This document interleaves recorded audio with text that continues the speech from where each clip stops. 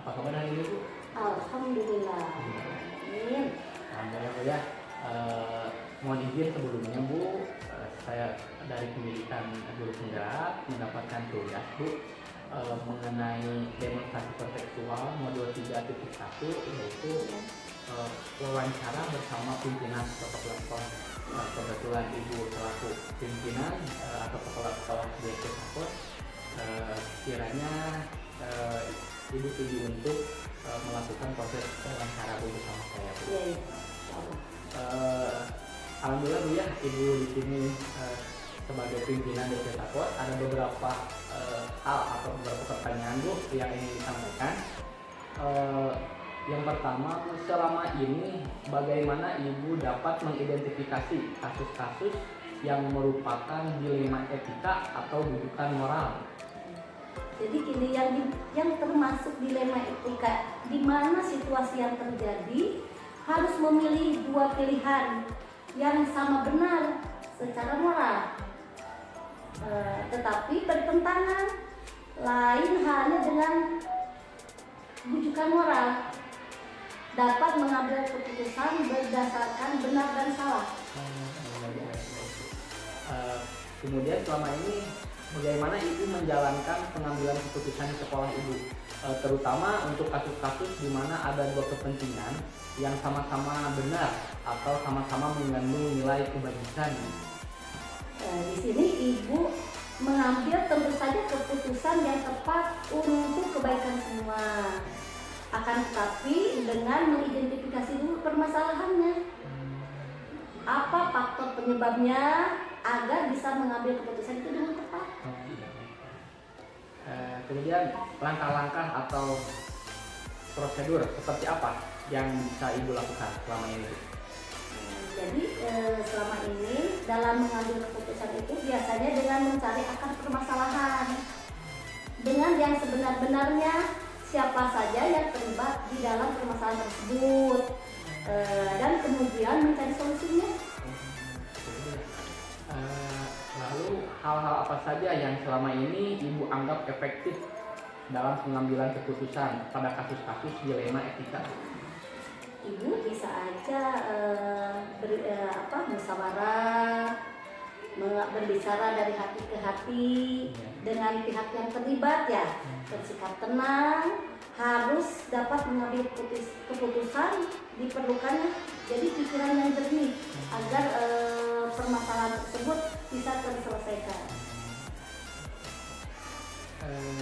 Hal-hal apa saja yang selama ini merupakan tantangan dalam pengambilan keputusan pada kasus-kasus dilema etika? Tantangan yang sering Ibu hadapi adalah ketidaksepahaman. Kalau dalam bahasa anak sekarang itu tidak sefrekuensi dengan guru atau warga sekolah dalam menerima keputusan yang sudah ditetapkan.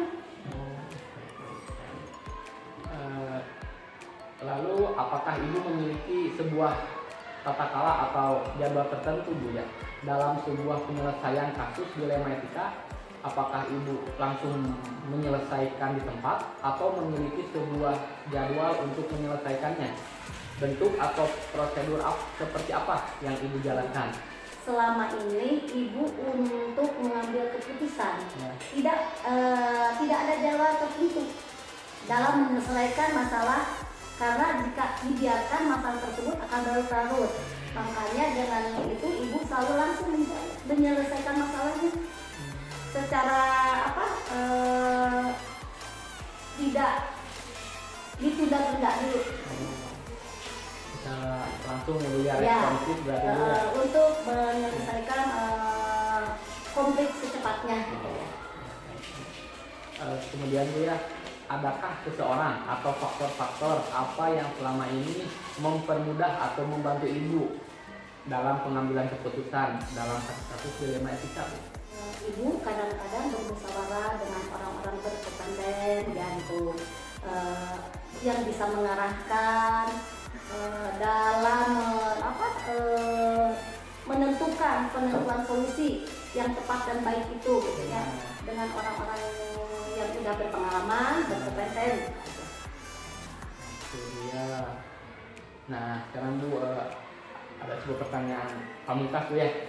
Dari semua hal yang telah Ibu sampaikan tadi, pembelajaran apa yang dapat Ibu petik dari pengalaman Ibu mengambil keputusan di Dilema Etika Bu? Ya. Dalam mengambil keputusan, bahwa setiap pengambilan keputusan itu penting harus diselesaikan dengan musyawarah, mengesampingkan ego, tidak emosional, agar dapat mengambil keputusan dengan tepat dan baik. Alhamdulillah Bu. Jadi Ibu dapat mengambil sebuah tindakan atau keputusan melibatkan orang-orang yang berkompeten, kemudian tentu di mana waktu untuk pengambilan keputusan itu Ibu ambil secara cepat dan akurat ya Bu ya, sehingga tidak ada salah satu yang dirugikan ya. Alhamdulillah Bu, terima kasih banyak, informasinya sangat bermanfaat dan juga sangat membantu ya. Alhamdulillah selama ini pun BSD Tapos alhamdulillah kondusif. Ibu juga dapat menjalankan sebuah kebijakan dengan sangat bijak terhadap guru-guru dan juga orang tua, yang mungkin apa yang tadi disampaikan oleh Ibu ya Bu ya. Terima kasih Bu, mohon maaf apabila ada kekurangan. Saya ucapkan terima kasih. Assalamualaikum warahmatullahi wabarakatuh. Waalaikumsalam. Assalamualaikum Pak. Ya, waalaikumsalam. Dan juga terima kasih atas kunjungannya. Mungkin apa yang bisa Bapak bantu pada kesempatan hari ini. Ya Pak, ini Pak. Terima kasih atas kesempatan dan juga waktunya yang telah Bapak berikan. Terkait dengan tugas calon guru penggerak Pak, ya di sini di demonstrasi kontekstual modul 3.1 mengenai pengambilan keputusan berbasis nilai kebajikan sebagai pimpinan. Di sini saya harus mewawancarai dengan pimpinan atau kepala sekolah. Nah, pada kesempatan kali ini Bapak selaku kepala sekolah SD Bojongongo kiranya berkenan untuk menjadi narasumber Pak pada kesempatan kali ini. Ya, insya Allah mungkin apapun yang nanti Pak Media tanyakan, kalaupun nyampe kepada sasaran dan terima kasih.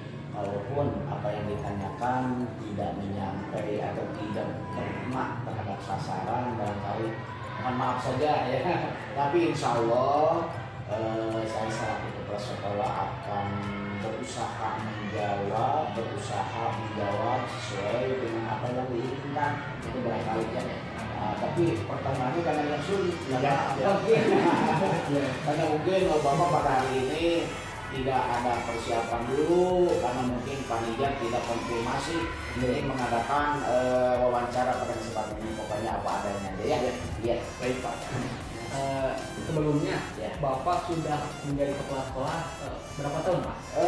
Bapak kalau dihitung jadi kepala sekolah itu kurang lebih 12 tahun, karena selama ini sudah 3 sekolah yang Bapak pimpin di Kecamatan Perakan Salak ini. Yang pertama di SD Baksari itu 4 tahun, terus lagi dimutasi ke SD Sukakarsa itu kurang lebih 7 tahun, dan di sekolah ini adalah sudah 7 bulan gitu, barangkali ya kurang lebih 12 tahun kurang gitu ya. Kemudian Pak ada beberapa hal Ya. yang ingin ditanyakan. Yang pertama, selama ini Pak, bagaimana Bapak dapat mengidentifikasi kasus-kasus yang merupakan dilema etika atau bukan moral Pak? Ya, ini sebelum menjawab cara mengidentifikasi ya, perlu Bapak sampaikan dulu supaya kita paham apa sih yang dikatakan dengan apa yang disebut dengan dilema etika. Itu terdiri dari dua kata, dilema dan etika. Sering kita sering kita mengatakan kalau kita disebutkan terhadap dua persoalan itu kita sering dikatakan dihadapkan dengan sebuah dilema. Nah itu ya. Nah dilema itu mungkin suatu kata yang bisa diartikan satu persoalan dua tindakan, itu menurut bahasanya. Terus yang kedua etika lebih mengarah kepada etis atau sikap ya. Jadi kalau boleh Bapak simpulkan bahwa yang disebut dengan dilema etika itu adalah situasi yang terjadi ketika seseorang harus memilih antara dua keputusan. Nah, antara dua pilihan, di mana kedua pilihan itu harus disikapi secara moral. Jadi yang disebut dengan dilema etika itu adalah seseorang yang dihadapkan dengan dua persoalan dalam satu waktu. Sulit untuk menentukan, nah harus bersikap secara moral. Cara mengidentifikasinya itu bermacam-macam. Itu bergantung kepada persoalan yang dihadapi. Nah, kalau Bapak di sini memanage sekolah itu ketika menghadapi suatu dilema etika itu satu, sadarilah bahwa kita itu sedang dihadapkan dengan suatu permasalahan. Nah, itu diidentifikasi. Kita harus sadar bahwa kita itu sekarang sedang dihadapi dengan suatu persoalan. Nah, itu bagaimana solusi ketika kita menghadapi suatu persoalan untuk memecahkan persoalan tersebut. Itu yang pertama, identifikasinya. Yang kedua, ketika mengidentifikasi dilema etika itu muncul ada masalahnya dan siapa yang terlibat. Apa masalahnya dan siapa yang terlibat dalam masalah itu. Nah, itu seperti itu ya. Yang ketiga, setelah muncul masalah dan siapa yang terlibat, kita harus pandai-pandai menganalisis dan menentukan tindakan. Dianalisis dan kita bagaimana mengadakan tindakannya, mengadakan actionnya seperti apa untuk menyelesaikan persoalan itu. Setelah itu, setelah kita dapat menentukan tindakan, kita menerapkan solusi yang terbaik seperti apa.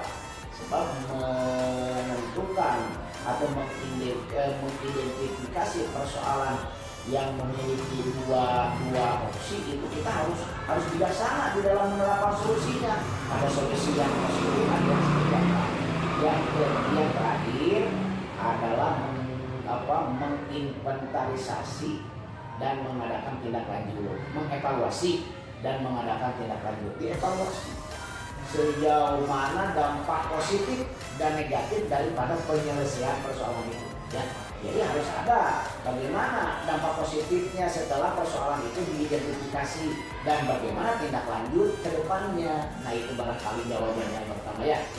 Untuk yang berikutnya Pak, selama ini Bapak bagaimana untuk menjalankan pengambilan keputusan di sekolah Bapak, terutama untuk kasus-kasus di mana ada dua kepentingan yang sama-sama benar, betul, atau sama-sama mengandung nilai kebaikan? Iya, gini. Ketika kepala sekolah mengambil keputusan itu harus bijaksana. Harus bahasanya gini, ada kebijakan, ada kebijaksanaan. Nah, di sini kepala sekolah mengambil suatu keputusan itu adalah dengan kebijaksanaan sesuai dengan aturan.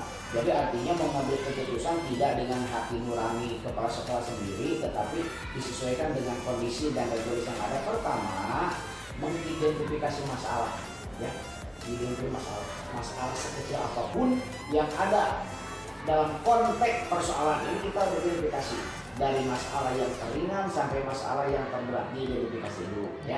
Itu yang pertama. Terus yang kedua, mengumpulkan informasi dan data yang relevan. Kumpulkan informasi yang ada. Setelah mengumpulkan informasi yang ada, kita sandingkan dengan data yang relevan di sekolah ini. Nah, itu ya. Terus yang berikutnya, yang ketiga, mempertimbangkan semua fakta. Pertimbangkan fakta-fakta sebagai pendukung untuk memutuskan suatu persoalan, berarti harus ada didukung dengan fakta-fakta. Di sini pun fakta yang betul-betul mampu menunjang terhadap persoalan itu. Jadi faktanya bukan fakta yang tidak akurat, faktanya bukan fakta yang tidak dijamin kebenarannya, tetapi fakta itu ada fakta-fakta yang betul-betul dialami terjadi di sekolah yang selama ini Bapak pimpin, begitu ya. Dan yang berikutnya, menghindari menganalisis terlalu lama. Yang berikutnya itu kita jangan terlalu lama menghindari persoalan. Begini umpamanya, di sekolah ini ada persoalan atau ada masalah. Kepala sekolah itu jangan sekali-kali membiarkan atau menganggap tidak serius masalah itu. Tetapi kepala sekolah harus cepat mengambil tindakan, secepatnya mengambil tindakan untuk menyelesaikan persoalan ini.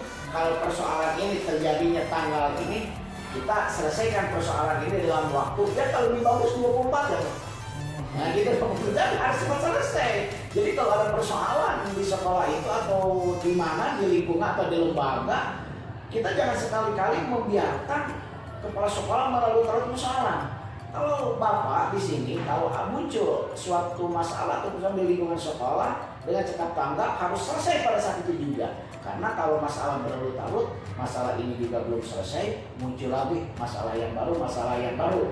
Nah, jadi di lingkungan ini kan belum muncul masalah. Jadi kalau tidak diselesaikan dengan secepatnya, maka itu akan bertumpuk, itu akan bikin pusing buat kepala sekolah ya.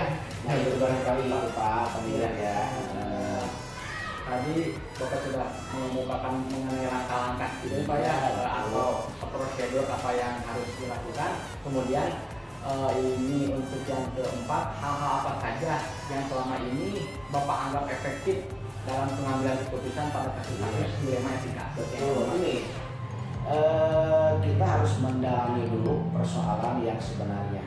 Jadi kita harus menganalisis dulu, melihat dulu, mengkaji dulu, mempelajari dulu persoalan. Sebab kalau tidak dikaji seperti itu, kita akan sulit bagaimana cara mengambil keputusan dan pada kasus-kasus dilema itu tadi. Pertama, langkah-langkah yang diambil dalam keputusan itu, satu, kepala sekolah atau Bapak sendiri, satu, mengenali bahwa ada nilai-nilai yang saling bertentangan dalam situasi itu. Jadi nilai-nilai yang berkembang di suatu lembaga ketika muncul persoalan itu selalu bertentangan. Misalnya begini, Bapak punya guru ada 19. Setiap pribadi atau personil yang ke-19 ini memiliki karakter yang berbeda. Nah, ketika kita memberikan tindakan secara bijak, kita tidak boleh disamakan. Umpamanya ke guru A dengan tindakan seperti ini, ke guru B dengan tindakan seperti ini, ke guru C, itu harus sesuai dengan karakter dan pribadi orang itu sendiri. Jadi tidak disamaratakan kita seperti apa memberikan tindakan kepada guru, tetapi harus disesuaikan dengan karakter dan kemampuan dan kepribadian guru itu sendiri ya Pak. Terus yang berikutnya, menentukan siapa yang terlibat dalam situasi ini. Tentukan siapa yang terlibat. Apakah orang ini, apakah orang ini. Nah, kalau memang sudah tahu siapa yang terlibat, kita akan mudah untuk menyelesaikannya karena tidak melibatkan orang banyak. Beda lagi dengan persoalan yang sifatnya umum, sulit untuk diselesaikan. Tetapi kalau melibatkan si A si B, itu akan lebih mudah ya. Yang berikutnya, kumpulkan fakta-fakta yang relevan dengan situasi ini.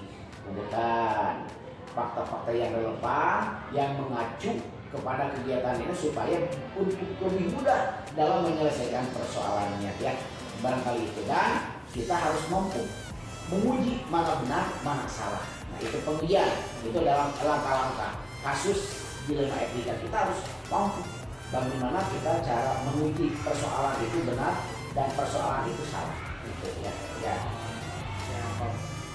Kemudian Pak, dalam pengambilan keputusan tentu adanya tantangan ya Pak ya, tantangan tersendiri. Kira-kira hal apa yang selama ini menjadi tantangan Bapak dalam pengambilan keputusan ini pada pertanyaan yang kelima ini Pak?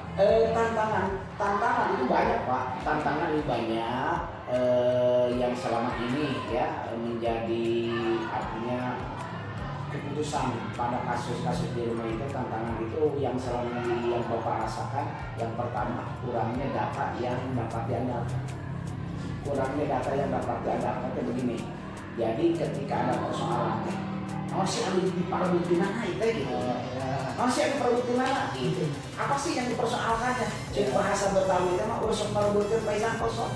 Nah itu ya. Jadi kurangnya data yang dapat diandalkan. Terus yang kedua, terlalu banyak orang yang terlibat. Jadi intinya begini, dalam suatu persoalan antara si A dan si B itu tidak menutup kemungkinan pihak kedua dan ketiga itu akan ikut campur dalam persoalan ini. Yang asalnya tidak mau persoalan ini jadi tahu. Nah itu jadi memunculkan persoalan yang besar. Itu tantangan Pak. Jadi tantangan itu, jadi ketika ada persoalan, kalau tidak cepat ditindaklanjuti seperti yang Bapak katakan tadi, itu akan lebar, akan melebar, akan menyebar. Makanya tindakan saya ketika ada persoalan yang muncul 24 jam sebelum dilupakan harus selesai. Itu menjaga tadi supaya persoalan tidak melebar, tidak menjadi tantangan ya. Nah itu. Selanjutnya kendala terlalu orang banyak yang terlibat tadi sudah kurang tepatnya rencana atau kegagalan di masa lalu. Itu kembali kepada kepala sekolah. Kepala sekolah salah membuat rencana. Artinya begini, ketika kepala sekolah membuat rencana untuk masa kedepannya itu tidak tercapai apa yang diinginkan. Artinya banyak personil yang selalu mengandalkan pekerjaan kepada seseorang, apalagi ditembakkan kepada ke sekolah. Itu adalah kegagalan di masa lalu kepala sekolah di dalam membuat program, di dalam membuat rencana. Jadi tidak efektif program ke depan. Kepala sekolah menjadi gagal gitu kan. Itu tadi kayak membuat rencanaan tidak matang, kegagalan pribadi kepala sekolah barangkali seperti itu ya. Pak. Lalu Pak, ya, dalam menyelesaikan sebuah kasus atau permasalahan, biasanya apakah Bapak langsung menyelesaikan di tempat atau memiliki sebuah jadwal untuk menyelesaikannya ataupun bentuk atau prosedur seperti apa yang Bapak ini? Persoalan itu banyak, setiap persoalan itu tingkatannya berbeda-beda. Ada persoalan yang tidak terlalu berat, ada persoalan yang ringan, dan ada persoalan yang sangat berat. Itu ada persoalan. Adapun teknis dan prosedur langkah-langkah yang ditempuh untuk menyelesaikan persoalan itu, satu, Bapak selalu menyelesaikan persoalan itu yang sifatnya esensial atau yang prioritas lah. Persoalan mana yang harus didahulukan, persoalan mana yang harus cepat diselesaikan. Nah itu tindakan Bapak sebagai kepala sekolah. Jadi di dalam menyelesaikan persoalan itu Bapak memilih dulu hal-hal yang paling esensi, yang paling penting. Karena persoalan yang tidak begitu penting pakai. Nah, yang penting dulu, yang sulit dulu untuk diselesaikan. Jadi kalau persoalan yang penting dan prioritas sudah diselesaikan, baru kepada persoalan-persoalan yang sifatnya ringan. Gitu aja ya. Kemudian adakah seseorang atau faktor-faktor apa yang selama ini mempermudah atau membantu Bapak dalam pengambilan keputusan dalam kasus dilema etika ini, Pak? Bapak selaku kepala sekolah ketika menghadapi persoalan itu tidak ditelan sendiri, Pak. Tidak ditelan sendiri, tetapi mengajak rekan-rekan yang dianggap oleh Bapak itu sebagai teman ataupun orang lain yang lebih kompeten. Artinya yang lebih berpengalaman terhadap topik masalah tersebut.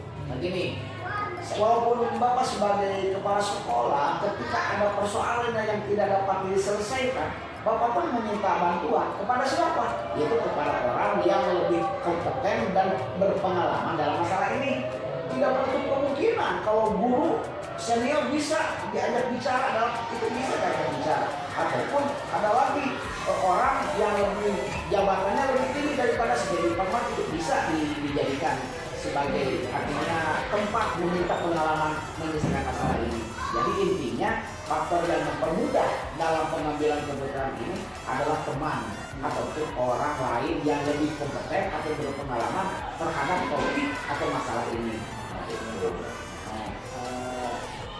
Yang terakhir, ya, pertanyaan. Dari semua hal yang telah disampaikan Bapak tadi, pembelajaran apa yang dapat Bapak petik dari pengalaman Bapak pengambilan keputusan dilema etika ini? Ya, kita kembali ke judul, kita menekankan dilema etika ya. Yang kita katakan dilema itu adalah suatu perbedaan, etika itu yang mana perbedaan itu harus dibungkus dengan etisnya.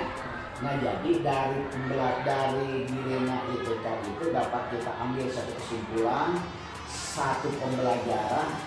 Yang pertama, di antara kita harus mengedepankan saling rasa hormat menghormati. Ya, saling menghormati antara kita, karena dengan perbedaan tadi dengan dua persoalan, nah kita saling menghormati pendapat si A dan pendapat si B. Terus yang kedua, dari persoalan ini kita bisa mengambil kesimpulan tidak ada suatu masalah yang tidak dapat diselesaikan. Semua persoalan ketika diambil keputusan dan menggunakan langkah-langkah yang terbaik, tidak ada satu persoalan pun yang tidak dapat diselesaikan. Pasti dapat diselesaikan. Yang ketiga, dari yang dipetik pengambilan keputusan dilema etika itu bahwa kepribadian seseorang itu memang berbeda, tetapi perbedaan ini tidak terlalu jauh dipertentangkan, justru harus dijadikan satu solusi di mana kita bertindak untuk menyelesaikan suatu masalah. Jadi dengan perbedaan ini justru harus dijadikan satu cambuk, satu pedoman untuk bisa menyelesaikan suatu masalah, gitu ya. Nah itu. Alhamdulillah Pak, banyak sekali pembelajaran yang saya ambil yang nantinya dijadikan bekal ya Pak ya, khususnya dalam tugas ini, dalam menjadi seorang pemimpin, terutama dalam hal ini pengambilan keputusan ya Pak ya, di mana yang saya amati dan juga yang saya lihat, alhamdulillah Bapak dapat menjadi seorang manajerial yang dapat membuat rekan guru dan juga keluarga sekolah yang aktif, yang harmonis, dan juga alhamdulillah prestasi pun meningkat gitu Pak ya. Itu salah satunya karena hal dalam pengambilan keputusan yang sangat bijak ya Pak. Jadi perlu ditambahkan lagi bahwa kondisi sekolah yang kondusif itu jadi perlu dibenahi dari dalam sekolah. Kita jangan dulu melangkah keluar, tetapi kita benahi dulu di dalamnya. Itu meliputi dari tenaga pendidikan, proses pembelajarannya, dan kita bisa nanti kalau memang kondisi seperti itu kita sudah bisa memberikan nilai jual terhadap masyarakat. Barangkali yang bisa Bapak jawab hari ini dan bisa bantu, kurang dan lebihnya mohon maaf. Dan suatu saat kalaupun ada persoalan kaitan dengan ini ya kita buka aja dah dengan hal-hal yang lebih ilmiah lagi apa yang Bapak sampaikan tadi ya. Terima kasih.